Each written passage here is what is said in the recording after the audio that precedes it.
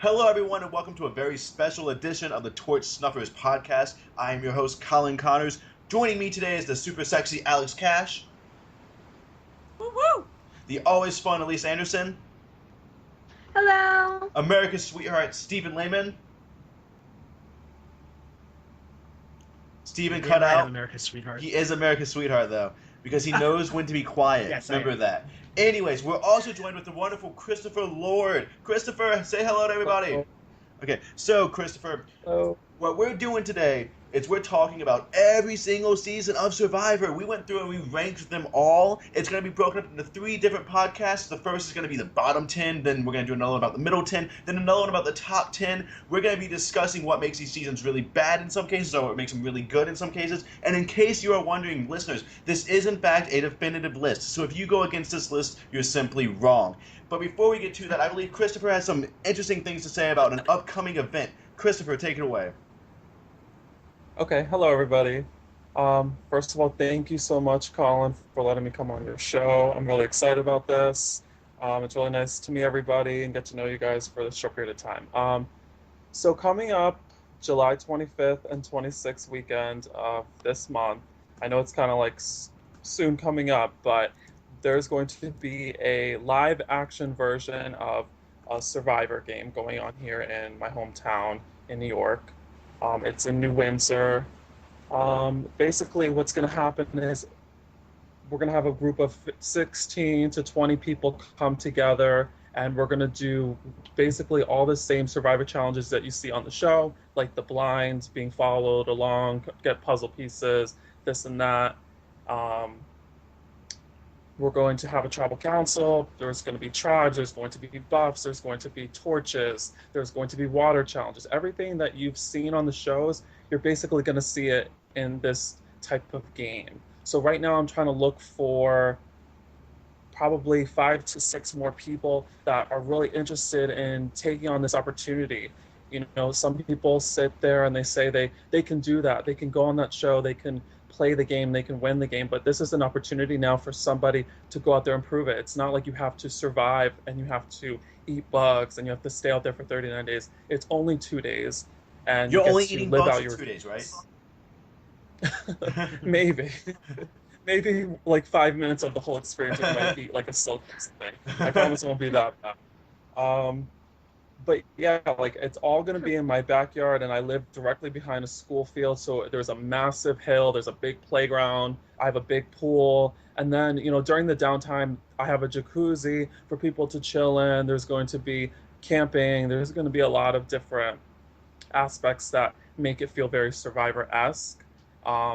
And I think a lot of people will enjoy and have a good time. This is all inspired by many of the YouTube series that you see online. I mean, I'm sure you guys have seen them, like Survivor Bush, Survivor Canada, Survivor Real Foot. These people spend time and money and energy in just trying to give these people an opportunity to prove themselves and to, you know, make them live out their dreams. And this is something that a lot of people have been following along for 15 years of their life. You know, some people are 5, 6 years old when this show came out. And I'm sure every single person who's watched this show has thought, how would I do? And this is kind of that one chance you might be able to have.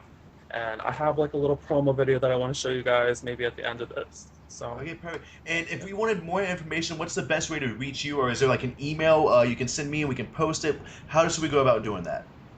I'll send you my email. It's later on. You can maybe put it at the bottom of the Yep. And that's it, right, viewers. It will be at the bottom of the YouTube description page. You'll have a link to Christopher's email. Send him a message. It's going to be an amazing, amazing experience. I know I've talked to plenty of people who have done something similar to this, Christopher, and they absolutely love it. So thank you for hosting such, you know, wonderful opportunity for us, really as super fans, to get our asses kicked. So it should be really exciting. Thank you. Now, with that being said, we have some business to attend to, and that is we're talking about right now the worst 10 seasons of Survivor. And at the very bottom of that list, in 30th place, the universal despised, besides Christopher, season of Survivor is Redemption Island. Okay, so let's start with you, Alex. Why is Redemption Island just received so poorly? Well, there's a lot of obvious reasons, so I'm going to focus on 3 non-obvious reasons. Okay. Number 1, is the logo. Recently on Reddit, somebody posted like a list of all 31 of the season logos that are out there, and had people upvote them and downvote them to see which ones were the worst. And guess which one was the worst? Redemption Island, maybe. Marquesas. Second worst was Redemption Island, though. So it's not just based on the fact that it's a reviled season. It's actually a bad logo. So there's that. There's also, second, the font. The words Ometepe and Zapatera and the words in the word puzzles, all written in hobo font. You may recognize this from your local Greasy Spoon. Or, like, there's a trailer park near my house that has signs written in that. The church schools, they write those signs in that. It's not a Survivory font. So you have that. And you also have the challenges. So, like, all the Redemption Island challenges were, like, rehashes. And you also had things like I'm just going to throw out there, for example, the Day 37 Immunity Challenge, a place that has been taken up in previous seasons by gigantic mazes and incredibly difficult puzzles and huge obstacle courses. And in this case, you're asked to run across a balance beam, untie bags, and count. Counting is not a puzzle! I think Brad Culpepper would disagree, but I will say that the challenges are something that I've never really thought about with Redemption Island because I'm too busy hating on it, but they were lackluster, and maybe subconsciously all those type of fonts kind of messed with our perception. But Steven, let's talk about some of the actually broad reasons why people didn't like Redemption Island. Okay, so I guess if we're going off the top of the list, the fact that before the season even started, it's framed as Rob versus Russell plus 16 other people. Mm-hmm. When you set up a season like that as like a battle between two stars, and you basically schlep 16 other possibly great characters to the side, you're getting a recipe for disaster to begin with. But I think when you have that plus the imbalanced editing, plus just the general dreariness of the season and location, and really just a boring season, it adds up really to just kind of a mess, and not a good one at that. Well, my biggest bone to pick with Redemption Island, because I remember when I saw it, I liked the first 3 episodes, and I thought it was going to be a great season. But the thing is, Boston Rob was never challenged. It was Boston Rob's 4th time playing, and it quickly became the Boston Rob. Once Russell left, it was the Boston Rob show, and watching someone just decimate anybody is not entertaining, especially when it's someone's 4th time playing. Okay, so I'm going to hear from Elise, and then Christopher is going to jump to the defense of Redemption Island, which is honestly the thing I'm most looking forward to. So Elise, let's talk a little bit more about why Redemption Island didn't work. I think another reason, like, I think the biggest reason you guys hit on Rob becoming just the Rob show, but I think another reason is I'm not a huge fan of Redemption Island, the twist itself. I think it works okay in Blood versus Water, but as it seemed like it was just another tool to keep Boston Rob and Russell around for another episode. It takes out, and the big thing is it takes out suspense of the Survivor experience where you vote someone out, your torch is snuffed, and then you're gone. Where this, it's like they're throwing the buffs in the fires. Some people and I mean, you're leaving the game in the middle of the game. Yeah, and it just. I'm sorry, I was breaking up, but I was exactly. Yeah, you leave the game in the middle of the day. That's boring. It didn't even work out that well because the guy, was it Matt and Andrea, who were the people who came back, were immediately voted out anyway. So that's 2 votes that were just a time. Exactly. So I don't think it was successful at all. Well, another thing it's not the worst. That probably goes to the Nicaragua one, but. Well, I will say it. It's interesting because Probst flat out said the reason they did the Redemption Island twist was to keep Boston Rob and Russell in the game, and I think when you do something like that, that defeats the entire purpose of the game and kind of even messes with the integrity. So, Christopher, you did not love Redemption Island, but you did not rank it last. And something we are going to do is we're going to talk about highlights, positive notes from every season. So I'm putting that all on you right now to defend Redemption Island. Okay. So basically, Redemption Island, you look at it and you can sit there and you can name, I would say, quite a bit of people that you have seen get character development comparative to other seasons of the show that have, 18 players, maybe 20 players. You can sit there and say Francesca's tribal council went down as one of the craziest tribal councils in the history of the show. Christina Kell found a hidden media idol without any clues. Philip, love him or hate him, he was very controversial. He started drama. He made it entertaining for people to watch. Ralph making a stupid move, not playing the idol correctly. Julie having the opportunity to switch. And if she had switched and she had made that vote with Russell and the girls, I mean, how big of a blindside could that have been? Just seeing little elements of how Russell was able to manipulate two more girls and seeing how Stephanie was able to play the game and her little journey. And I could see a little bit reason why she was asked maybe for a second chance in that regard. Also, the biggest thing for me is I'm a huge fan of Matt Elrod. Like his journey, like from being blindsided and staying in the game all the way to day 37 or 36. I mean, incredible. He only played the game for 7 days in actual like survive life. He spent 30 days on Redemption Island. I mean, that's incredible. Go ahead. Well, I was gonna say, some people look at that, and I can definitely see where you look at it, like because Matt was into the game till day 36 as something positive and amazing. But then you also look at it, the argument Carrie made that maybe that was his much of being just awful at Survivor, and should Survivor reward players that are that bad with staying in? But that's that's a different kind of conversation. But the thing is also, for 21 seasons, we've seen the traditional format of, okay, you're voted out, your torch is snuffed, bye-bye. This was an opportunity for them to say, hey, we're going to change this format. We're going to see if the superfans like this or not. And obviously they did not like it. That's why it's only been done 3 times. So when they had the opportunity to bring it back for Blood versus Water 2, what did they do? They did not include it because they knew the superfans did not like it. Yeah. So this is just basically Survivor saying, hey, superfans, we're going to try and do something original for you guys. And yes, it didn't work out, but some twists do work out when they take that chance, like the hidden immunity idol. And so I think that is a very fair look at it, especially when it comes to the twist. It did not work out, but you know what? They did try something new. But nevertheless, we all ranked it relatively low. We know pros ranked it high. And while you did have a good defense, I do kind of want to take this time and let's go ahead and move on to the season. We all ranked 29th. Now, interestingly enough, I believe, Christopher, you ranked this one 29th also, correct?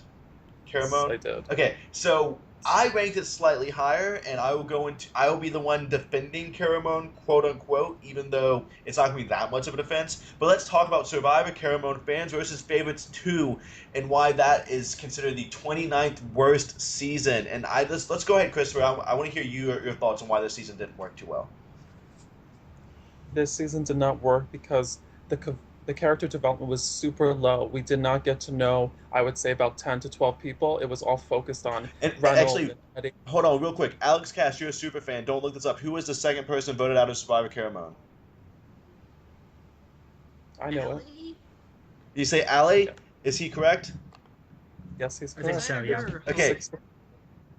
There we go. And then who was the third person voted out? That would have to be Hope.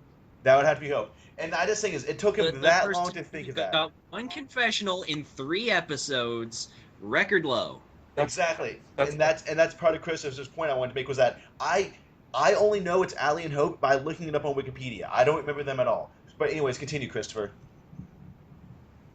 So basically, the character development was so low, you really had no opportunities to sit there and root for certain people but the favorites. Mm-hmm. So you're stuck rooting for Philip, who a lot of people dislike already, and you're stuck rooting for Andrea, who is somebody that you really don't know too well from Redemption Island because of the fact that, Rob's bloated edit overshadowed her. So you're stuck really with John Cochran, who I absolutely hate, and you're stuck with Dawn and Sherry also.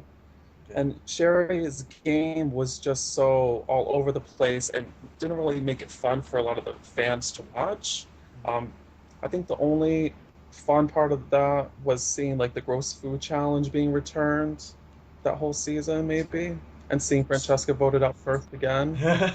And I thought that was the win. But Steven, I want to jump to you because I think part of the reason why Caramoan is ranked so low was that going into it, we had such hype. So I want to talk about your response to the hype and Caramoan itself as a season.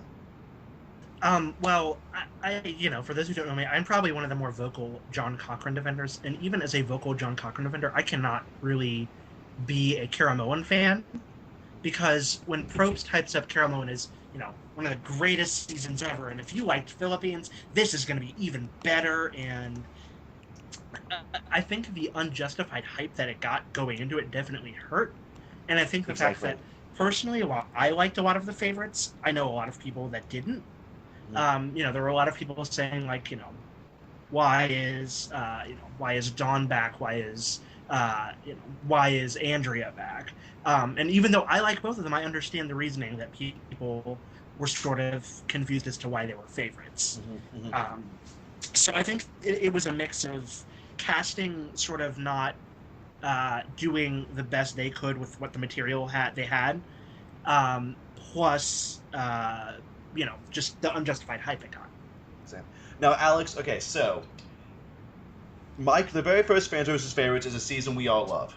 We don't necessarily love it for the fans, and I think this season Caramoan had even worse fans than the Micronesia fans, and they were clearly just fodder for the favorites. Like, none of them stood a chance in hell. So let's talk about that a little bit, Alex.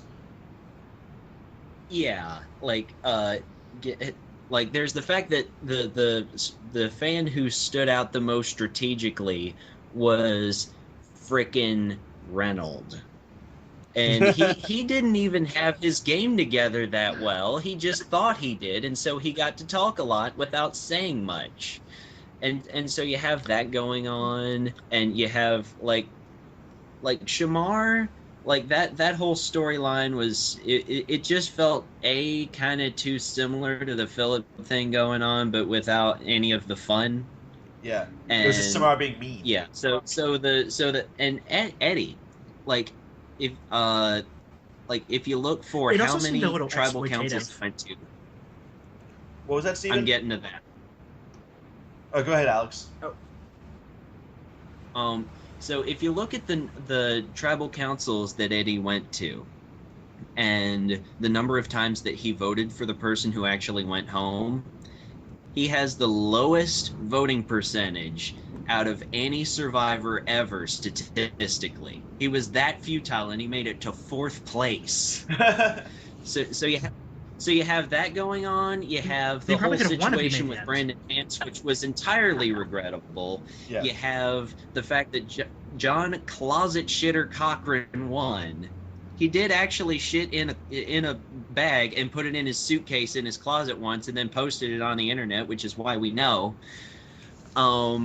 So yeah, and I think the worst thing about the season can be summed up by the fact that during the final 6 tribal council, or I don't even remember what episode it was, but it was towards the very end, and I think Cochran brought up the fact that there was an alliance between Sherry and Brenda and Eric or something like that, and that Eric getting medevac sort of, or anyway, something caused that alliance to not work, and it's like, why were we not told about that? Yeah, because like Cochran just had a bunch of dominoes fall in his direction the way it was presented to us, and he had actual threats, and they were not shown to us. So that really just sums up the whole season. And then I want to talk to Elise more about the editing, which is like, we were focused on Brandon Hance and Samar for the first half of the season. Their stories went nowhere. We were focused on Philip a whole lot. His story basically went nowhere. And then all that was left was Cochran and Malcolm, and by the time it became Cochran versus Malcolm, you knew Cochran was going to win. We never saw much of anybody else. And in fact, when we got a little tiny bit of Brenda, they they could have showed us more, but they didn't want us because they wanted us to like Cochran so much. When in reality, Brenda was probably a really nice person, but they didn't want us to hate Cochran for backstabbing her. Elise, talk more about the lack of editing and any other points you want to make about this season. Are you there? Well, I think the first half of the season, we can all agree, was pretty awful. Hate this season as much as you guys did. I rated it 22, but I think the saving grace is only that it had a string of explosive tribal councils just when Malcolm was doing his thing with Reynold and Eddie. Like, you knew they weren't gonna win because, I mean, he's strategizing with Reynold and Eddie, but like that whole section with Hold Up Bro and the Philip vote where they have all the items, that exciting. But after that, you knew Cochran was gonna win. I think you're right about Brenda kind of got the short stick when it came to editing, because it was just a mess. And Stephen was right when he brought up the point that it hurts it a lot how much Probst hyped it up. I just think we were all left with disappointment. Exactly. Well, I don't know how many of you guys are actually podcasting with me when we were doing the Caramoan podcast, but I described Caramoan as the cute baby in the ugly outfit. Basically, that means that Caramoan could have been a better season if they would have edited it correctly. I don't think it could have ever been a top 10 season, but they could have edited it in a way to make it just nowhere near as awful and mundane as it was. The fact that we had players getting voted out with one confessional is absolutely embarrassing. And the only reason why Redemption Island is worse is because Redemption Island spent more time loving on Boston Rob than Caramoan did kind of on Cochran. And the fact that I think a lot of you are a little bit like me, where I am slightly biased towards players with returning seasons, but my bias could only bump this season up to 29 out of 30. And Steven, did you want to make a quick point before we moved on? I was just going to make a quick point about the Eric, Sherry, Brenda thing. Apparently, Brenda actually told Sherry, hey, sorry, you're fourth now, Dawn's in. And Sherry did not like that, understandably. Well, obviously. So yeah. that's why Brenda was ousted. And Brenda apparently didn't really do much actually for this 30 days. But even then, though, we weren't discussion given that much. We weren't shown opposite alliances. And Cochran did play a decent game. I mean, you can't get all the votes without doing something decent. But I think when we talk about winners and luck, he did have a lot to fall his way. He had Philip, who was a giant shield. And, I mean, basically all Cochran had to do was just kind of lay low. And he was going to be okay because none of the fans had a chance. All right. So, go ahead real quick. I was going to say, this sort of happened in the first fan faves too, where Parvati had a lot of dominance fall her way with quitting and medevacs and everything. Yeah. So I think luck is a very key aspect in a lot of those. So that's just all I was going to say. Especially in fans versus favorite season. Okay, so the next season up on our list, the 27th worst season, not surprising. 28th. Oh, sorry, yeah, 28th worst season. Thank you, Alex. I'm jumping the gun. Is Survivor South Pacific. Dun, dun, dun. Okay, so I believed, was I the one that ranked this 23rd? Or I think that might have been me. Okay, so you're going to be on the defensive, and we all get to make fun of you for ranking that. I want to go ahead and do my little spiel about why I didn't like South Pacific. Once again, extremely unbalanced editing with, Coach, with Ozzy. I hate the fact that they were trying to make Ozzy look good, and he still looked like a complete doucher. No offense, Ozzy. Well, I mean a little bit. But still, he got voted out of the game 3 times. That is mind-blowing. That is not Survivor. And it's also, a record now, too. And it is a record now, but that's not a good record. That's like having the record for most amount of spiders on you. It's not good. You don't achieve anything by having it. Also, the religious stuff, the constant praying, the boring progonging, Cochran flipping when that probably wasn't in his best move. So, Christopher, let's talk about South Pacific. Well, one of the most funniest moments that have happened, I think, that I love is when Whitney looks at Cochran after he flipped and she just says, "You disgust me." And I think that just I always think about that every time I think about that season. And actually, before doing this, I did this search on YouTube just to basically look at how Sophie played her game, and I was actually pretty impressed looking back on how well she did have hold on everybody. So maybe the season was terrible because I think the location sucked. I think because maybe a lot of the people were boring, but Sophie played a really strategic game and she picked the right people to take to the end. And that is a very think. good point, and I'm glad you made that. Because Sophie, in the few confessionals she had, she talked about it. She was like, well, I'm latching on to Coach because Coach is my goat to take at the end. And she was completely right about that. Exactly. And I think you look at that and you see some of the really cool players from pre-merge as opposed to post-merge, and that's what makes it a little bit more annoying because Christine for me is one of my all-time favorites. Just seeing her journey and her little fight with Coach, and Stacy and her little fight with Coach, and you Well, just I think sit Christine there and on you want any other season does really well, and I think this is a testament to how much when you have returning players versus fans, how much it's really just unfair for fans. And this can be brought back to Redemption Island. Christina Kell in Redemption Island on any other season does really, really well, but returning players recognize this and take them out. And it's kind of shenanigans, and it's not fun to watch. So, Alex, what are your thoughts on South Pacific suckage, so to say? I think there's the fact that the Redemption Island twist was brought back again, and it was brought back for yet another two players facing off, and it was for two players that didn't even have a history with each other. And so you got that going on. You got the fact that, you know, Whitney gets ignored, Rick gets ignored, and Rick was good. And you know, the fact that the merge was a total sausage fest. 8 guys out of 12. And also, I just want to point out that there is one scene that epitomizes everything that is wrong with South Pacific, and it is the Episode 7 Immunity Challenge. Because there's Cochran screwing up a challenge, there's Ozzy throwing a temper tantrum like a 2-year-old, there is Upolu publicly praying after the in a circle after the challenge is over, and it's all over. And the underlying plot is about using the Redemption Island twist in such a way so as to defeat it by voting out someone who will come back immediately, and the prize is for a goddamn Adam Sandler movie. Very fair. Very fair. I like that. Jack and Jill kind of sums it up. So, Elise, a little bit more on South Pacific, because I feel like we were kind of covering all the points relatively quickly about what makes the season not work. All right, Elise, tell us about South Pacific.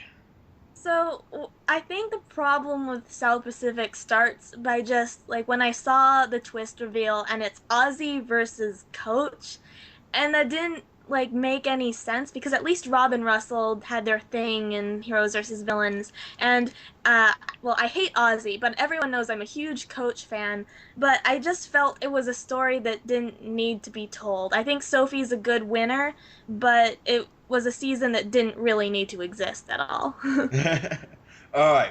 So, tasked with the powerful task, I guess, for lack of a better word, of defending this season is Stephen Lehman. Give us some defense of South Pacific. Bring up some stuff. Why is it not shit? So, much like Chris with Redemption Island, I found South Pacific fascinating because there were smaller moments. So you had... I think South Pacific is actually one of the stronger pre-merges because you have really good characters like Christine going on her Redemption Island streak. You have Stacey Powell just being a quote machine. I mean, her like reaction when Brendan Hance says he's Russell's nephew, she's like, "Blam!" I mean, you just have really fun characters that unfortunately were booted early. Now, I think for me also with South Pacific, I think. Yes, the religion stuff was very yucky, but I also thought it was a really like almost a darker, fascinating tinge to it, because as someone personally who is fairly religious, I thought it was really interesting just to see sort of a different side and almost an evil side, if you will. Well, and that's the thing is... I really thought as yucky... Well, I was going to say, there's that moment when Brendan Hance gets voted out, and Coach puts his arms around him and said, "Go win Redemption Island, it's God's will." And that's the biggest problem, is that Coach never owned up to using it. Because I think if Coach admitted he uses religion as a tool, he gets more votes at the end. I don't know if he wins, but I think he gets a few more votes. I think, for me, my... as sort of the lone South Pacific defender, in that it's not as bad as people make it out to be, in that you do have some fun small characters who probably again, I think it's the cute baby ugly outfit sort of thing. Colin, you have a fairly okay season on paper with sort of Coach becoming a strategic player, which is bizarre because it's Coach Wade and his storyline. And I guess for me, my thing is it, South Pacific for me is just a really interesting case study, if you will, of like really like crazy people, and it's a lot of intense and I don't know. I just really liked it from a psychological point of view. Okay. Well, that's an all right defense, but let's go ahead and let's move on to the next season in our ranking. And this is the season that we ranked because I'm not paying attention. Oh, I don't have it. Wait. 27. Yeah, 27th, which is Survivor One World. Okay. I can already say I want to be on the One World defensive. I don't necessarily know if I ranked it the highest, but this is my podcast, so I'm going to do what I want to do. But Chris, I've been starting you in a little bit. Why would people not like One World? And what did you like anything about it? Well, I ranked it the highest of everybody. Okay. 20. What did I not like about it? I guess just the merge part where it was just a boring pagongi of all the men, and it just seemed like it was like Kim's game to lose the entire way through. Like you just knew she was going to win this game. I would say that this season's different for me as opposed to everyone else because I've played orgs with Colin since we were 12 years old. So I knew he was going to be on the show before the show aired. And so watching him and seeing all these people hate someone that I've been friends with for such a long period of time was really tough. Okay. But I think he brought a lot of flavor to the pre-merge. If he was not in this season, I think that it would have been even worse. But at the end of the day, we had a really great winner, and she played a really great game. And you got a lot of little funny moments, like the game is afoot with Tarzan and Troy Zan's journey to getting to where he got. And now I do want to actually kind of somewhat agree with you, somewhat disagree with you. And the first part is about Colton. I've always found Colton to be a really interesting player because strategically thinking, the decisions he made were some of the best ever in the history of Survivor. He was smart enough to want to get rid of Bill instead of Matt because he realized, long-term Bill would be a better player. He talked his whole tribe into giving up tribal immunity. If what he says his plan was true of after voting out Monica, his plan was to vote out Alicia and then vote out either Kim or Chelsea, that's great. I think no matter what, Colton does not win because he didn't have the social game, but I do think Colton is a great Survivor strategist, just not necessarily good at any of the other stuff. All right. Enough defending it. Alex, I want you to talk more about why you kind of maybe didn't necessarily like One World as much. Okay, because I was planning on leading off by agreeing with there are a bunch of funny moments and stuff, but at the same time, like the Colton thing, I've seen his podcast appearances and stuff after the show, and he's perfectly cool there. It's just that the storyline that we got on the air was just too much negativity, too concentrated. So you had that, and also I felt like it was one of the most because there are plenty of seasons that turn out to be pagongings, but One World seemed to be, to me, the biggest offender in terms of saying, oh, well, something's going to change. It's going to happen, and no. I think we saw a little bit of that in happened, Worlds Apart, too. Every episode, they had to make Troy Zan, who, is a 50-year-old swimsuit photographer. That alone makes him a natural villain. And they had to make him out to be a hero for 3 or 4 episodes just so they could squeeze some dramatic tension out of it. That's just how wrong the season feels. Then something, even though I am defending the season, I wanted to bring up this point because I feel like it's something that needs to be addressed. Something we're going to see, especially in the next 2 seasons that follow this one in our ranking, Colton brought up a lot of issues about race and stuff like that makes people uncomfortable. Now, Survivor and Probes, they think this kind of just meanness, not gameness, but meanness is entertaining. But what we're going to see with the next 2 seasons is that seasons that feature heavily meanness are just not good television. Making people uncomfortable in terms of issues of race and sexuality and all that stuff is not good TV, and viewers do not respond well to it. Anyways, let's talk with Elisa. Do you have anything you can add to this One World kind of shit fest going on right now? I think I just totally agree with your last point. Like, we're gonna see this again with the most recent season in Worlds Apart. We see it in Big Brother. It's not a season that leaves a good taste in your mouth. I think Kim is amazing, but other than that, there's not a whole lot going for this season. It's just a meh. Yeah. And then Steven, what do you think impact had of Michael Jefferson basically at the very beginning of the season making it men versus women? Because I think that's what caused this whole shit show. Yeah, I mean, I think from a dynamic perspective, it's always cool to have men versus women. I really love Vanuatu and I like Amazon. So the men-women aspect isn't actually what bothered me. I think for me, what bothered me, I guess, about this season was, what's already been established in the negativity. And that by the time maybe I'd say final six goes around, you don't really have anyone you like. I mean, you like Kim because she's a good game player, but like she's not particularly charismatic. She's not particularly likable. I mean, you don't really have anyone to root for. And like for me, I really stopped caring after like Jonas got booted. He was probably the most likable person. I was just about to say that.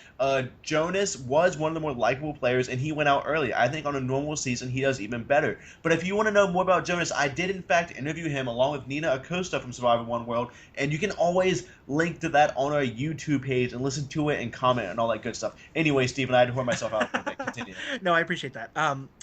Yeah, I mean, for me, like it's been established, there's a lot of meanness in the season that I just don't enjoy. And I think when you have, you're trying to hype up Kat as like a great returning player, but that's, I'm not a Kat fan. But I just thought the season itself was sort of bizarre in one word. And then when we look at Survivor Second Chances, Sabrina, who I also interviewed and who I think would make a great returning player, and Troyzan, neither of them got on. I think it leads One World left a bad taste in everyone's mouth. And I do want to see Troyzan and Sabrina again, but I'm not surprised they didn't get voted back on. I do agree with you on Sabrina. I can't agree with you on Troyzan because Troyzan to me just seems so naturally kind of skeezy and kind of scummy, based on the virtue of being a 50-year-old swimsuit photographer who yells, "This is my island," and they have to force him as a hero. And it's what Alex said essentially, that this season was so wrong that yeah. Okay, so now here is my somewhat defensive One World. All I'm going to say is this: I am really upset they have not brought the One World twist back. They've tried Redemption Island 3 times. One of the times it kind of worked a little bit in Blood versus Water, but One World I think as a twist could work really, really, really well as long as it's not men versus women.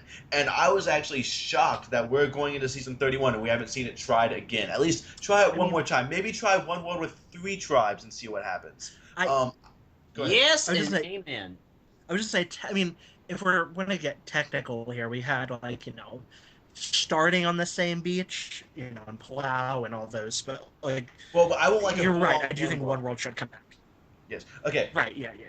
But the general consensus is that One World had a lot of nastiness. And speaking of nastiness, this brings us to our 26th ranked season, which honestly, this season being only 26th, I thought was a little high. I'm kind of surprised it got that high. But I guess, have enough seasons, eventually some they're going to rise up a little bit. And that is Survivor Thailand.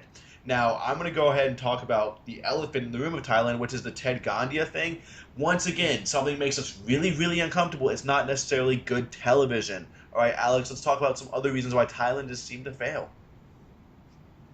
Yeah, so you have that. You have the fact that, historically it was super disappointing because you have, because from Borneo onwards, like every season, the strategy got more and more complex until you got to Marquesas, which was the first, successful peasant revolt, and then you revert back to another pagonging, and so you have that, and it was also like probably the most unbalanced seeming season in its time. Like there were a bunch of people who just were not that developed. The ones who were excellent characters, I think I ranked Thailand the highest out of all of you, just because it's still got some of that old school charm and it's got a lot of those good characters, but at the same time it's just sort of historically disappointing in that way, and the fake merge was just blah. I feel like that's just a mean twist. Nothing, good comes out of it. Yeah. So, Christopher, what do you have to say about That and Thailand? the beach was drab. That I and the really did beach was not like drab. that And you vacation can't because it was just skateboard on it. drab, and they pissed in the cave. Yeah, and you can't skateboard on the beach. But anyways, Christopher, what are your thoughts on Thailand? I think that the challenges were one of the most lackluster part because you see how in, like these most recent seasons, a lot of the challenges are kind of retro challenges from like earlier seasons, a lot of them. But this season, you don't see really any repetitiveness in the following seasons. So that made it really boring to watch, like them throwing fishes into like a big bucket and then the 21 flag challenge. I thought those were like super boring. But on the highlight, I would say Xi'an was a big part of the season. If we didn't have her, we wouldn't have a lot of golden moments between like her and Penny and her and Rob, and just her opportunity to possibly flip and then the fake merge.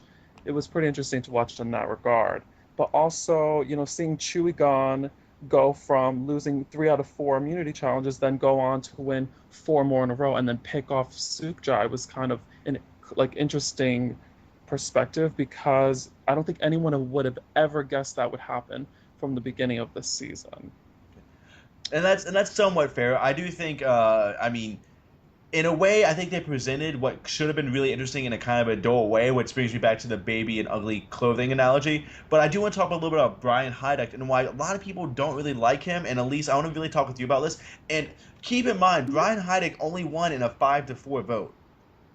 He didn't, Mhm. 4-3. I'm sorry, you're correct. 4-3. Yes, Elise, go ahead.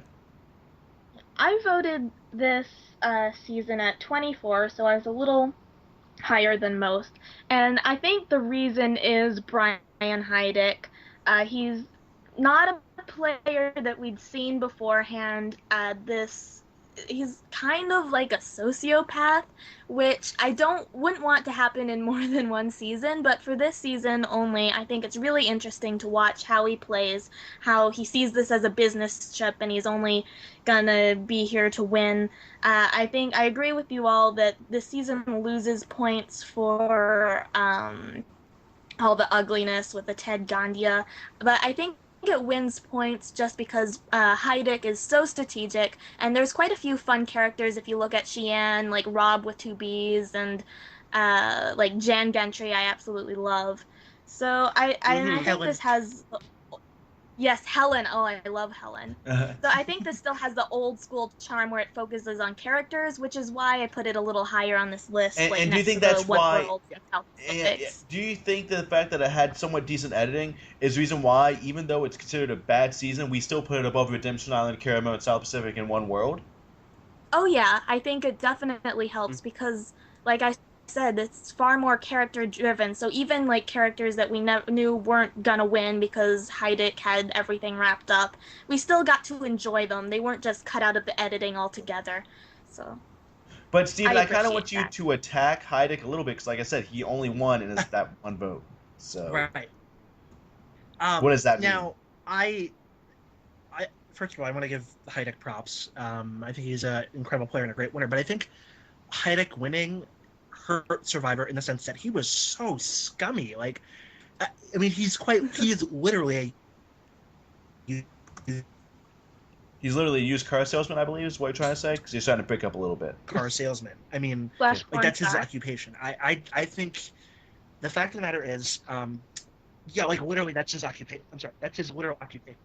I'm not. I think Heidick's a great player, but I don't think he is a likable winner by any stretch of the imagination. And I think when you had just come off, easily the first genuinely likable winner in Ethan and a really solid game player in Vesepia, as great as Brian is as a player, he's so scummy that for me it makes the season hard to watch. And that's a fair assessment. Now, what we saw in scumminess in Brian Heidick, we kind of see the exact opposite in the season we ranked 25th, which is Survivor Worlds Apart, which is also our most recent season, so we got a lot to talk about. But Mike Holloway was kind of portrayed as like an angel besides, working too hard in the second episode or whatever. But Alex, Worlds Apart, Probe said was going to be absolutely amazing. And here we have it ranked 25th. Why?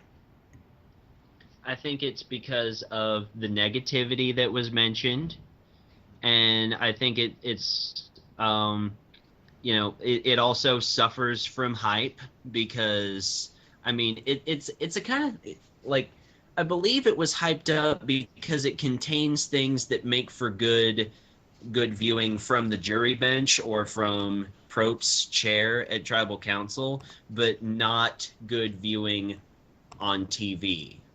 Like, there were more successful idol plays than in any other season, Yep. and Well, Winter there finally were, successfully the played an idol explosive himself. blow ups and stuff like that. But if you zoom back and take the long view, you have the pagonging, and you also, which, especially in a three tribe season, pagongings are not supposed to happen in those. Exactly. And we saw that. And it wasn't like a Pagong in the sense that it was one tribe, but it was one alliance basically got picked off until Mike ran the gambit on immunity wins. Yeah. And one other point that I want to make is that there's another bit of editing wrongness in that Mike was the leader of that alliance, and then he got kicked out, and then he was supposed to absorb, like, I think he was supposed to absorb all the positivity from Shireen and Jen and stuff, Yeah. but he only had like 1 or 2 episodes to do that in, so it wasn't a successful handoff, and so, like, he was being portrayed as an underdog when he was still in power, and it just felt wrong. And I actually agree with you on that. And I do agree. And I think, for me, like, he did win the game, and he played a good game. And Christopher, I definitely want to hear your opinions on this. But he won immunity a whole bunch, and he played an idol successfully. Like, he was immune for, what was it, like 6 tribal councils? And yes, he deserved to win, but that's not entertaining. To me, it's like watching Boston Rob do it. And what are your thoughts, Christopher? Well, I rank this the highest of everybody. Okay. I think this season was filled with a lot of memorable characters. I mean, you could sit there and say a lot about Mike and Shireen and Carolyn. You could even say stuff for So, who was the first person voted out. A lot of people are big fans of her. So I think that this season brought us a lot of people who you will see again on Survivor, Yes. for sure. And what I want to say is that it's true that there were a lot of interesting characters, but almost similar to a one world type situation, where just because we have all these interesting characters doesn't mean it always plays out in an interesting way. I think you're fair to say that, like, Joe and Jen and even So are interesting in their own way, but this game of Survivor itself wasn't necessarily that interesting. No, I agree with you on that. But I guess trying to defend it would be that seeing Will join up with, that group of people, and seeing him and Carolyn both somehow make it through the blue collars and still making it to the final 3, and the final 3 being one from each tribe, it makes it successful that it wasn't a complete pagonging in that sense, I guess. Okay. But it was interesting because I don't think anyone could have seen that coming.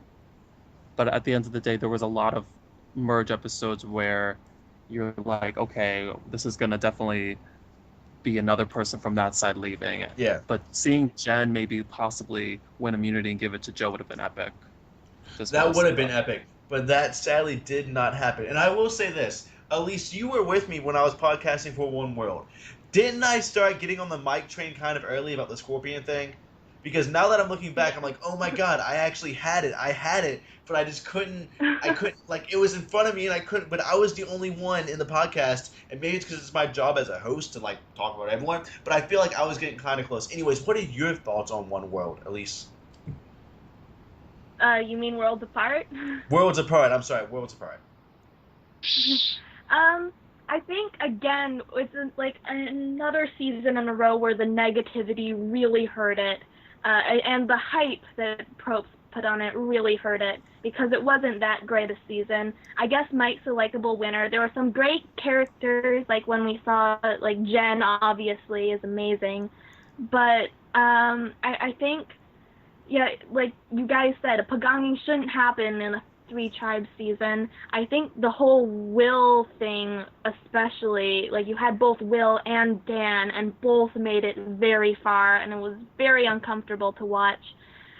I don't know if maybe a few years from now we'll look back on it and be like, oh, well, this wasn't as bad as I remembered it, but we had to sit through I think so. several months of just awkward episode after episode. Now, while you were saying that, I was shaking my head. I actually think Worlds Apart might even fall a little bit lower, depending on what kind of seasons happen from what we have. I don't see Yeah. Worlds Apart making it out of this kind of bottom bubble. I think all super fans will watch it and we'll agree with it. And you'll go, well, the Dirty 30 Twitter activity was okay, and Rodney was kind of interesting. What would have happened if blank and blank? But at the end of the day, the negativity was just too much. And like I said before, I don't like watching that. I don't like watching Will make fun of the fact that Shireen, has no soul or whatever. Steven, let's wrap up this kind of Worlds Apart talk. So for me, essentially what hits the nail on the head for Worlds Apart is you have not only a pagong, but a pagong of just really fun, likable people by a group that's really not likable. And, the quote non-likable group has Mike and Carolyn as two probably the only, I'd say, decent people. And Sierra isn't actively bad, but by standing by, she sort of contributed. But anyway, for me, I think Worlds Apart just had a lot of drop storylines, and it just, the whole thing really just was a ball of ugliness. And as much as I love Mike as a person and as a contestant, and even as a winner, I think most of that has to do with the fact that I was forced to root for someone, and that essentially turned into Mike by virtue of everyone else being so awful. I agree completely with that. I just feel like it's to me it should have been so much more. Probst hyped it up because he didn't like San Juan del Sur, even though I think almost all Survivor fans would rank San Juan del Sur higher than the season. It just failed in a lot of ways. So let's go ahead. Let's move on to the next season, which is Survivor Samoa. And someone here ranked Samoa 19th, but Survivor it actually came in 24th. Who ranked it 19th? Who was that? Was that I you, think Steven? that was me. Okay, that was you. You're going to be defending it. I'm going to talk about why I didn't like Samoa that much, which is it was the Russell show, and even when we saw parts of Galu, it wasn't that interesting. But I want to jump to Christopher, and I want to hear your thoughts on Samoa.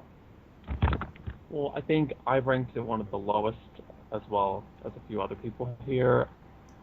I think that we didn't get to see a lot of characters develop. I mean, Russell had 108 Exactly. confessionals in a single season. That's probably the most bloated edit possible, and will be for the future of any Survivor. Who is the Galoo tribe? I mean, you can't sit there and pinpoint anybody that you got to know. Brett made it to the Final Four. He had 13 confessionals the whole season. So it's kind of confusing for the fans watching because they're like, well, isn't this a two-tribe game? Because you really only got to know Shambo from Galoo and maybe a little bit Laura.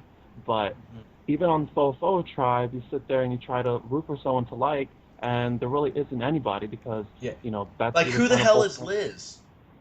We never saw exactly. Liz. But a lot of people like Liz, which is weird because I have seen like a little Liz fan base, and I think it may be due to the fact that she's an Asian female, and a lot of people like those Asian females on Survivor. Similar to the Edna May thing. I agree with that, yes. But even Natalie, the winner of the season, finished out with only 13, 15 confessionals, and her first confessional was episode 4. I mean, how do we assess a season where the winner doesn't even come around till episode 4? That's just terrible. And I think that... And I think... Well, I was going to say, I think Samoa, once again, editing could have made it a better season. You tone down Russell a little bit, turn up Natalie a little bit, throw us a little bit of Eric on Galoo Tribe, maybe build up Brett a little bit more, have Brett and the Russell be like the good versus evil. Suddenly you have a great season, but once again, cute baby in ugly clothes. Elise, what are your thoughts on Samoa? Elise, are you there? Yes, I'm here. Sorry. I think you guys really just hit the nail on the head. I think I remember watching this, and it's just so much Russell. I think it would be better, so much better if you had different editing, because there were interesting characters. Like, I loved Danger Dave Ball. He was hilarious. But we didn't get to see them because we needed to see Russell find an idol again. And at the time, you could kind of buy the Russell hype, but after Heroes vs. Villains immediately after, and then Redemption Island, it's just too much. It doesn't go well in rewatched at all. That's what I thought. Sorry. And I think what's even worse about Samoa... Oh, go ahead. I feel like it ended up just being a huge commercial for Heroes vs. Villains just because Russell was coming back, and that's really a shame. And I feel like if Russell wouldn't have done as well in Heroes vs. Villains, Samoa would have been better edited. But he did make it to the final tribal council. But also one of the things that's like a testament to Samoa is the fact that when Laura comes back, she's entertaining. When Russell Swan comes back, he's entertaining, which means that there was the entertainment there. We just didn't get to see it. So Steven, real quick, I want to talk to you about Liz and then your thoughts on Samoa. But real quick, because then I want to jump to Alex, who's going to defend it. Okay. Do you want me first or Alex first? You first, Steven. I'm sorry. Talk about Liz and Samoa. Okay, so with Liz, I think she suffers in terms of course, from the Russell factor. But if you really watch Samoa again, she's probably, with the exception of Natalie, of course, and Betsy, probably one of the only people who doesn't drink the Russell Kool-Aid at all. I mean, she completely, flat out says, Russell, I don't trust you. And there's a really interesting character there that sort of gets shafted by the edit, and I do think a lot of her fans are based on Asian bias, but I do think had she been on another season, or had the editing up and, as terrible as it had, she'd be a stronger contender, because what we could have gotten was a really cool girl who, was on the outs and all that, but instead we just get sort of this girl who's kind of a dour whiner about all sorts of crap. And then Samoa itself, I'm a big Galoo fan. I love a lot of Galoo. I'm upset that we did not get more of Galoo. So I'm glad that we get Monica back, because she's one of my favorites. So. And I was about to ask about that. And Alex, in your defense of it, also talk a little bit about Monica coming back, because I think she's going to be a little feisty, and I think she could pull an Amber and Suarez's second chances. But anyways, go ahead, Alex. Defend Samoa and talk about Monica. Hell yeah. So Monica, it's the kind of thing where there are a lot of young female players who come on the show talking a good game, and in those last couple of episodes with Monica, we actually saw her walk the walk that she talked. And so I think if she was able to do that then she's going to be willing to do that now. So I think that's the actions speak louder than words there. And the thing is that I agree with all the stuff about that horrible editing and the cute baby and the ugly clothes. But the thing is, because I think I like it more just because of it was so obvious that the editing was bad, that I looked more into what was going on behind the scenes. And so when I watch the show, I can sort of see the cute baby clearer because of the context, and I'm able to, whenever Russell opens his mouth, and cut over to somebody, I can just see Aaron's comment from Tocantins, who is this jackass, running through their heads. And so what I want to say is, it seems like your defense of Samoa, though. Little moments that are hidden there. The surface is just awful, but knowing more about it leads me to know, if we're basing things just on the 14 hours or 15, 16 hours that are shown on the TV, then it's a worse season than I ranked it. But it's a little bit of a sentimental favorite for me just because I know more about it. Yeah. And all I'm going to say is the fact that it takes prior knowledge to like Samoa more, I think is a testament to how kind of low most people would rank it. But anyways, let's jump on to our next season, which is the 23rd place season, which this is the one I ranked higher than anyone else, so I get to defend it, and that is Survivor Fiji. And yes, I did in fact meet Dreams 2 weeks ago, but that's a different story. So Steven, let's jump to you. Why is Fiji ranked so low? I actually think I put it somewhat high, but I think for me Fiji suffers because that pre-merge is absolutely dire. Literally the entire pre-merge is every woman plus Anthony. That is the entire boot order. It is Anthony and however many women, pre-jury. I do think what Fiji does have going for it is that it does have a really good ensemble cast once, I'd say, the jury does hit. Because you have crazies like Elise, and you have just other really interesting characters. And of course Yao Man, who I absolutely adore. And speaking of which, I did in fact interview Yao Man, so listen to that on the YouTube page as well. um, but yeah, I think what Fiji does suffer from is an imbalanced twist in the have not, because obviously if you're given a tribe a damn good shelter and food and all sorts of crap, what do you expect is going to happen? Like, Yeah. I feel like the producers really, I want to know what they were smoking on that, because like I'd like to have what some of they're having. Like, because damn, I don't know what in the world they were going. Well, yeah, it's like let's take these two people. We're gonna feed one a lot and exercise them a lot, and then have them wrestle a little Ethiopian kid that hasn't eaten for 4 days, and then be shocked that the kid that's eaten actually wins. Elise, what are your thoughts on it? Yeah, I think it started off on a bad note because of the imbalanced twist. I think there were like fun moments, like we saw the Four Horsemen, which I thought was hilarious. Earl is a great winner. Yao Man was great. I know you loved your man Dreams, but the whole car thing left a little bit of a sour note for a lot of people. I don't know. I thought it was okay. I ranked this fairly low because it's one of those seasons that I just don't remember a whole lot from. And I think the fact that I don't remember it makes me dislike it more.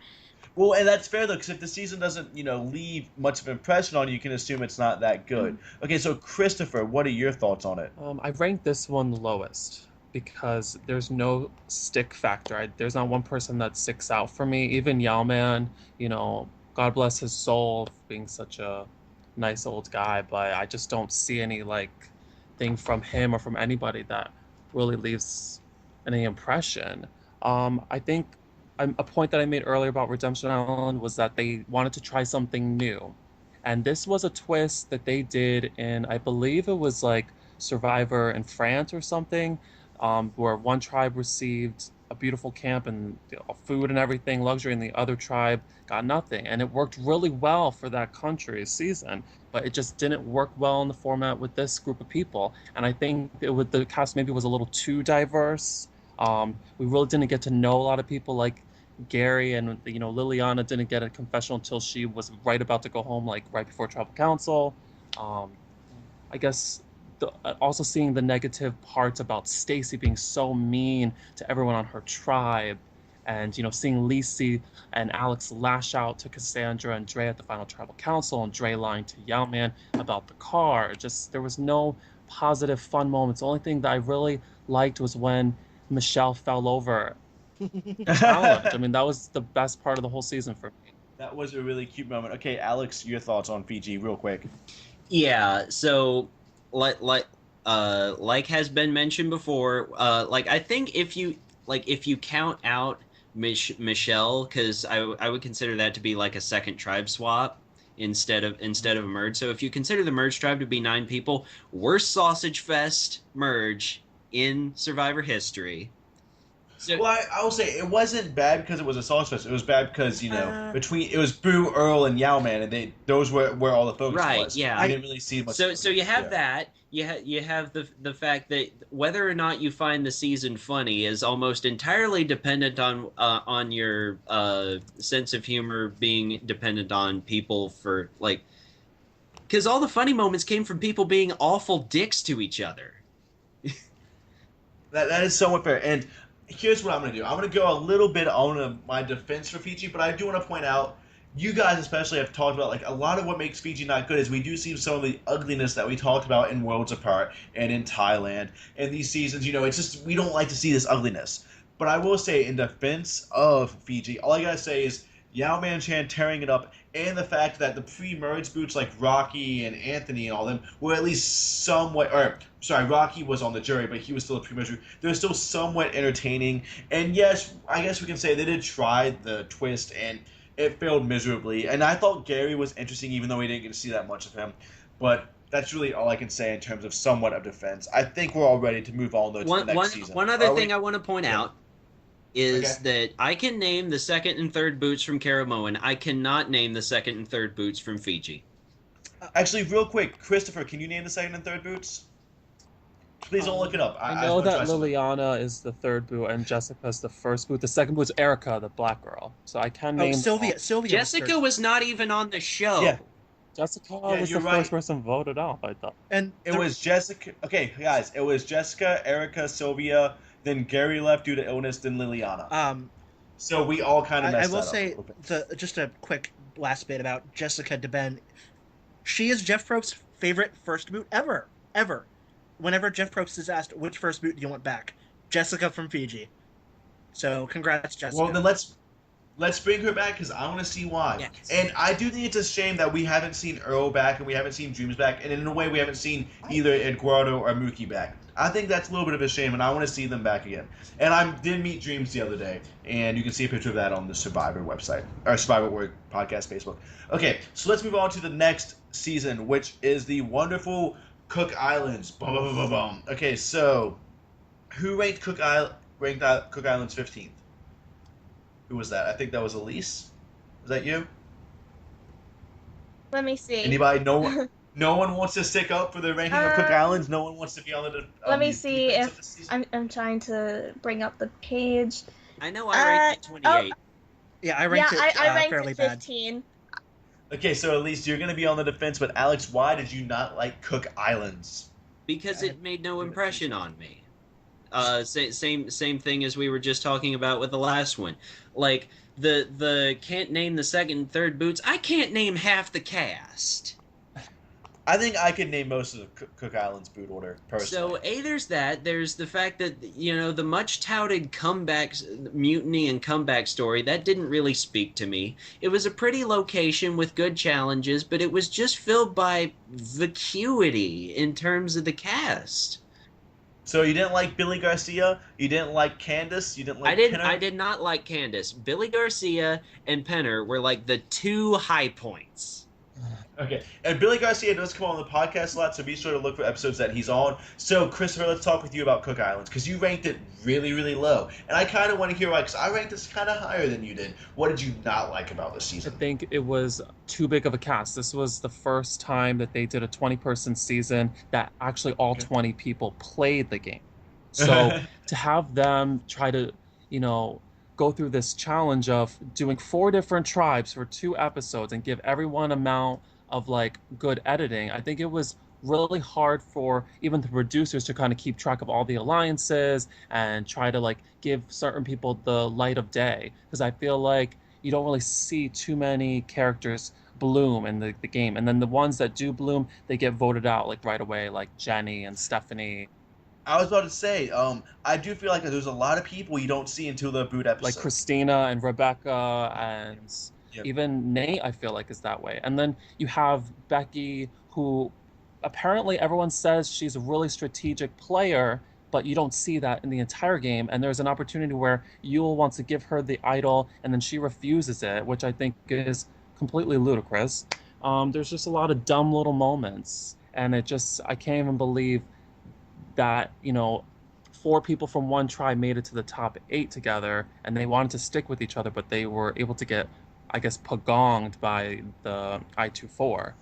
So that seems fair. But Steven, Yes. I want to hear your opinions about the fact that why this season didn't work, but also can you comment on the fact that this season has had a lot of returning players? Okay, so my first comment about Cook Islands and why I personally dislike it is that the storytelling is so disjointed. I mean, you have the first episode, Rebecca talks about how she wants to prove how black people are great and how they don't just run track, and she has this really great opening episode, and she completely drops off the radar until she shows up in her boot, and people are like, Rebecca can't even swim, she sucks.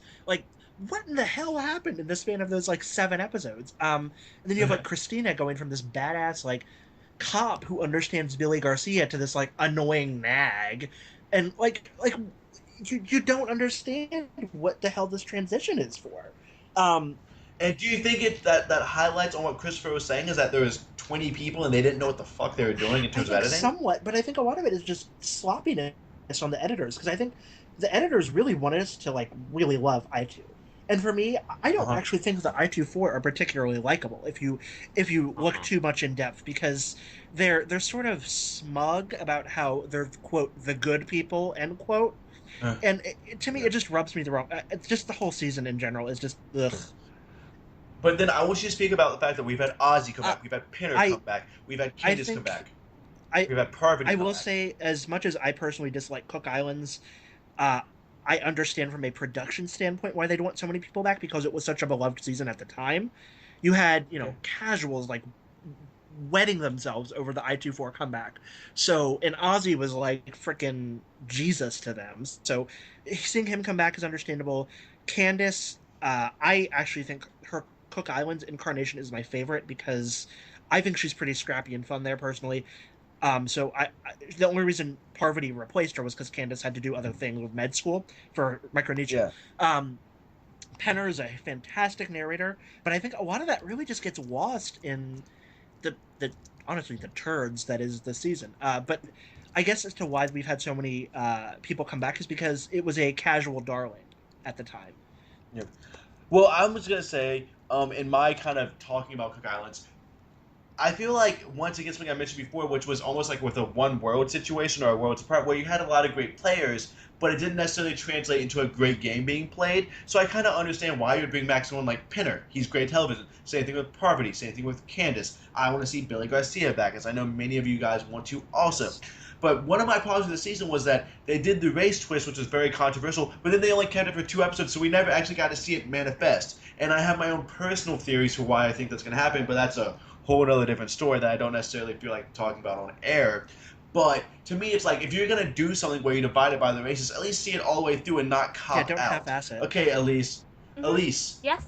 defend the season. Okay, so I actually am surprised that I'm the one who ranked this the highest because for the most part, I always find I'm the one saying this is an overrated season.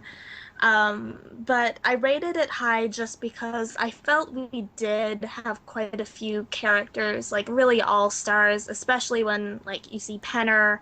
I for one like Yule a lot. I know he's said as kind of a game bot, but I think he did really well. He was interesting to watch. Candace, I love. Parvati doesn't really do much this season, but she comes back to be great. Most of all, Billy Garcia is in this season, so that was awesome. And we do love Billy Garcia here at the podcast. Yes. Yes, this Okay. podcast is very Billy Garcia friendly. Ozzy was on it, which sucks, but I don't know. I felt like there were fun moments. Penner, I really loved this season. I think it was a changing point in Survivor, and I really liked it. But I can see why other people don't. I can see why people rank it higher. It was just an okay season for me. I don't really have much to defend it. And I feel like that's a very I fair don't know. assessment. But all right, Elise, that was some really good points about Survivor Fiji. But let's talk about the last one in this podcast, which is Survivor Nicaragua. Now, we ranked this season 21st. And what's interesting is looking back retrospectively, the fact that this season ranked higher than Worlds Apart and South Pacific just shows how kind of interesting the past 10 seasons of Survivor have been, because we're going to see the other seasons like Philippines way later, way higher on the list. But anyways, Alex, let's talk a little bit about Nicaragua and why it's ranked 21st. All right. Well, I freaking love this season. So like, I'm just gonna run down like, okay, Wendy Jo, the woman who cannot modulate how much or how little she talks properly. There is Jimmy Johnson, who that's probably one of the most interesting stunt casts they've done. You have Jimmy T, an avowed Tom Petty enthusiast, and someone who asks And I another also grown interviewed man Jimmy T, to, sir. quote, put me in, coach. You were saying? I will say this: we did have Jimmy T on the podcast, and we did do an interview with him, so be sure to check that out, along with Jill. Anyways, continue, Alex. All right, so you have that. You have 100% grade A dirt squirrel. You have Marty, whose mental state deteriorates in line with his hair getting crazier and crazier over the course of the season. You have Purple Kelly, who invented a term. Purple. A purple edit is, you know what that is. You have Nayanka, who is the most complexly edited quitter in Survivor history, and the only person to fart during a confessional. I thought Benry was funny. Like, I thought You know, So I Alex is loved defending Dan. Nicaragua. He's one of the better UTR under the radar characters ever. Holly's amazing. Fabio's amazing, and Sash And is we also essentially spoke with Holly Russell also. done right Okay. in that he's like I a will say disliked this. strategist who's not going to get any votes, and people see him that way on the show. So I will say, we did interview Holly, and that was really good. And I am surprised Marty has not been asked back. I'm surprised he wasn't on that second chance ballot along with Elena. But we need to talk about why we ranked the season in the bottom 10. So I'm going to jump to you, Christopher. Alex did a pretty decent defense. I want you to go on the offense. Alex, I really, really liked that speech. Well, this season was the third season that had all 20 people playing. So I think Survivor is finally starting to understand how it works with the editing with 20 people. So we did get to know more people, but it still wasn't there yet to that next level. I mean, Purple Kelly getting her first confessional episode 5 and just all the pre-merge booths. I feel like we didn't get to know them. Kelly B was hyped up in the beginning. You know, she's going to be such a role model for a lot of people. And then, boom, she's gone. She didn't even have a confessional in her episode that she left. You know, a lot of people were rooting for Alina. You know, they really liked her. And then she didn't even get much of an edit. And she was the first one out in the merge. And then, you know, there was a build-up on Brenda. And then she didn't even try. And then she went home. It just, there was so much build-up for a lot of characters. And then you were just let down. And it was really kind of depressing as a super fan, I would say, to watch that. You know, and you know what, Christopher? I really think you just hit the nail on the head. Because with all these players playing the game, we had a Fabio win. And when if Fabio wins a season when no one's trying, that's fine. But when Fabio wins this season, that's a little disappointing. Elise, what are your thoughts? Yeah, I think the Fabio win really hurt this season in my eyes because there were interesting characters, but I think the reason I rated this season so low is despite it being a fairly recent season, I could not remember anything about hardly any of these people. Like, I remember a little bit about, like, Brenda, a little bit about Nyanka, and that's about it. I think, because for me, I just thought the ones I don't remember is worse because it didn't make an impression than some of these seasons were, like Thailand, I really didn't like, but at least I remembered things that happened. So for me, that's why Nicaragua is just so low. I think it had a forgettable twist. Some of the characters were really good, but it just amounted to a Fabio win.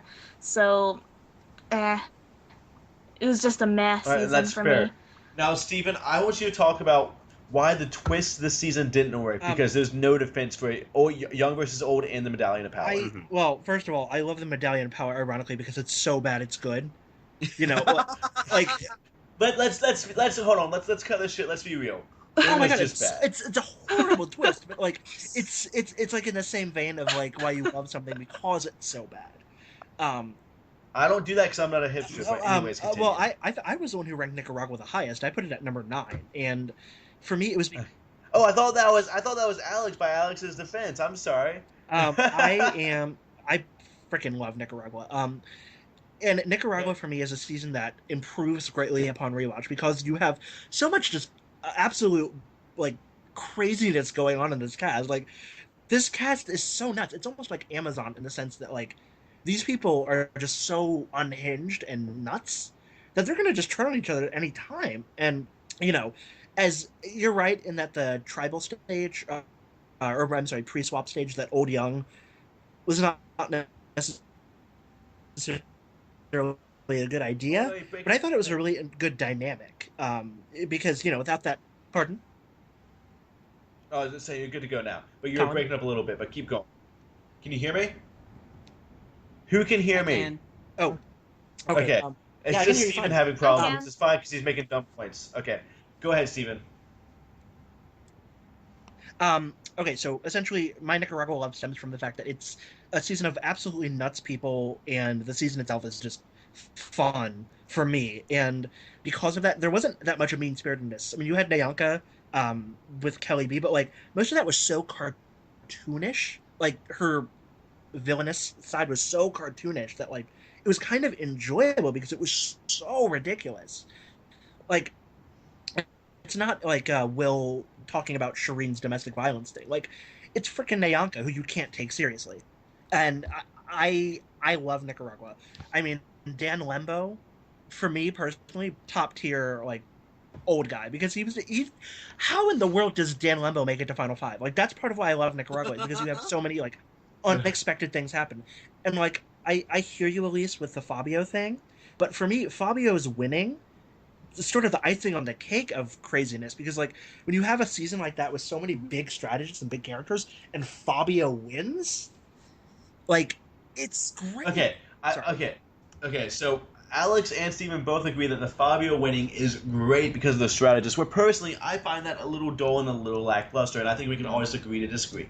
However, the Medallion of Power, I'm going to say this, it's not so bad it's good, it's just bad. It is like having ants on your face biting you. It is not so good it's bad. You can't ironically like ants on your face biting you. It was a horrible idea from production. Agreed, Colin. Old versus Young was a horrible idea. Agreed, Colin. I think you can make an argument that the post-merge was interesting, and I buy that, and I think that's why Nicaragua is ranked towards the top of this bottom 10. I mean, we're not saying Nicaragua's the worst season ever, but I mean, come on, let's all take a moment and let's be real here. Christopher, do you want to defend or kind of attack Nicaragua, a little bit more for us?